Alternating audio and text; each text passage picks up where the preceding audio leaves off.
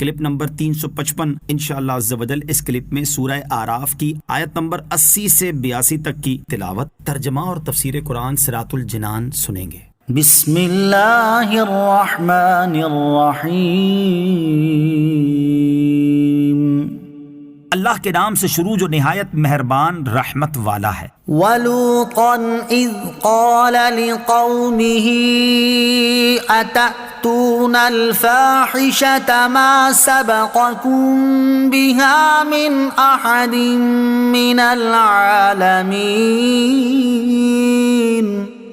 ترجمہ، اور ہم نے لوط کو بھیجا جب اس نے اپنی قوم سے کہا کیا تم وہ بے حیائی کرتے ہو جو تم سے پہلے جہان میں کسی نے نہیں کی۔ وَلُوطًا، اور لوط کو بھیجا۔ حضرت لوط علیہ السلام حضرت ابراہیم علیہ السلام کے بھتیجے ہیں۔ جب آپ کے چچا حضرت ابراہیم علیہ السلام نے شام کی طرف ہجرت کی تو حضرت ابراہیم علیہ السلام نے سرزمین فلسطین میں قیام فرمایا، اور حضرت لوط علیہ السلام اردن میں اترے۔ اللہ تعالیٰ نے آپ کو اہل سدوم کی طرف مبعوث کیا۔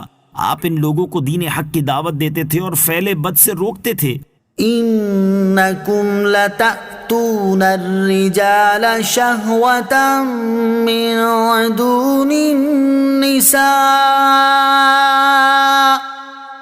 بل انتم قوم مسرفون۔ ترجمہ، بے شک تم عورتوں کو چھوڑ کر مردوں کے پاس شہوت سے جاتے ہو، بلکہ تم لوگ حد سے گزرے ہوئے ہو۔ انکم لتأتون الرجال شہوة، بے شک تم مردوں کے پاس شہوت سے جاتے ہو، یعنی ان کے ساتھ بدفعلی کرتے ہو، اور وہ عورتیں جنہیں اللہ عز و جل نے تمہارے لیے حلال کیا ہے انہیں چھوڑتے ہو۔ انسان کو شہوت اس لیے دی گئی کہ نسل انسانی باقی رہے اور دنیا کی آبادی ہو، اور عورتوں کو شہوت کا محل اور نسل چلانے کا ذریعہ بنایا کہ ان سے معروف طریقے کے مطابق اور جیسے شریعت نے اجازت دی اس طرح اولاد حاصل کی جائے۔ جب آدمیوں نے عورتوں کو چھوڑ کر ان کا کام مردوں سے لینا چاہا تو وہ حد سے گزر گئے، اور انہوں نے اس قوت کے مقصد صحیح کو فوت کر دیا، کیونکہ مرد کو نہ حمل ہوتا ہے اور نہ وہ بچہ جنتا ہے، تو اس کے ساتھ مشغول ہونا سوائے شیطانیت کے اور کیا ہے۔ علماء تاریخ کا بیان ہے کہ قوم لوط کی بستیاں نہایت سرسبز و شاداب تھیں، اور وہاں غلے اور پھل بکثرت پیدا ہوتے تھے۔ زمین کا دوسرا خطہ اس کی مثل نہ تھا، اس لیے جا بجا سے لوگ یہاں آتے تھے اور انہیں پریشان کرتے تھے۔ ایسے وقت میں ابلیس لعین ایک بوڑھے کی صورت میں نمودار ہوا اور ان سے کہنے لگا کہ اگر تم مہمانوں کی اس کثرت سے نجات چاہتے ہو تو جب وہ لوگ آئیں تو ان کے ساتھ بد فعلی کرو۔ اس طرح یہ فعل بد انہوں نے شیطان سے سیکھا اور ان میں رائج ہوا۔ وما كان جواب قومه إلا أن قالوا أخرجوهم من قريتكم إنهم أناس يتطهرون۔ ترجمہ، اور ان کی قوم کا اس کے سوا کوئی جواب نہ تھا کہ انہوں نے کہا ان کو اپنی بستی سے نکال دو، یہ لوگ بڑے پاک بنتے پھرتے ہیں۔ وما كان جواب قومه، اور اس کی قوم کا کچھ جواب نہ تھا۔ حضرت لوط علیہ السلام کے سمجھانے پر ان کی قوم کے لوگ ایک دوسرے سے کہنے لگے کہ حضرت لوط علیہ السلام اور ان کی پیروی کرنے والوں کو اپنی بستی سے نکال دو، یہ لوگ تو بڑی پاکیزگی چاہتے ہیں، یعنی گویا پاکیزگی ان کے لیے باعث استہزاء چیز بن گئی، اور اس قوم کا ذوق اتنا خراب ہو گیا تھا کہ انہوں نے اس صفت مدح کو عیب قرار دیا۔ اچھے عمل کو برا اور برے عمل کو اچھا سمجھنے کی اوندھی سوچ۔ اس سے معلوم ہوا کہ جب کسی کے دن برے آتے ہیں تو اسے اوندھی سوچتی ہے کہ اسے اچھی چیزیں بری لگنا اور بری چیزیں اچھی نظر آنا شروع ہو جاتی ہیں۔ آج کل کے حالات دیکھے جائیں تو ہمارے معاشرے میں بھی لوگوں کی ایک تعداد ایسی ہے جن میں یہ وبا عام نظر آتی ہے، اور یہ لوگ جب کسی کو دین کے احکام پر عمل کرتا دیکھتے ہیں تو ان کی طبیعت خراب ہو جاتی ہے، اور اس خرابی کے باعث داڑھی رکھنے کو برا اور نہ رکھنے کو اچھا سمجھتے ہیں۔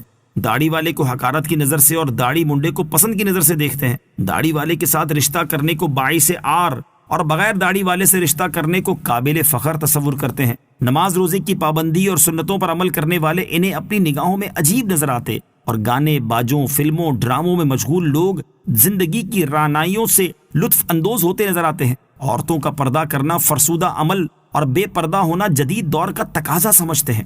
صرف اپنی بیوی کے ساتھ تعلق قائم رکھنے کو تنگ ذہنی اور غیر عورتوں سے ناجائز تعلقات کو روشن خیالی کہتے ہیں۔ اپنی عورتوں کے غیر مردوں سے دور رہنے کو اپنی بے عزتی، جبکہ ان کا غیر مردوں سے ملنے اور ان سے تعلقات قائم کرنے کو اپنی عزت تصور کرتے ہیں، حرام کمائی کو اپنا حق اور ضرورت جبکہ حلال کمائی کو اپنی حق تلفی قرار دیتے ہیں، امانت و دیانت داری اور سچائی کو بھولا پن جبکہ خیانت، جھوٹ، دھوکہ، فریب کاری کو اپنی چالاکی اور مہارت سمجھتے ہیں۔ سر دست یہ چند مثالیں پیش کی ہیں، ورنہ تھوڑا سا غور کریں تو اچھے کام کو برا اور برے کام کو اچھا سمجھنے کی ہزاروں مثالیں سامنے آ جائیں گی۔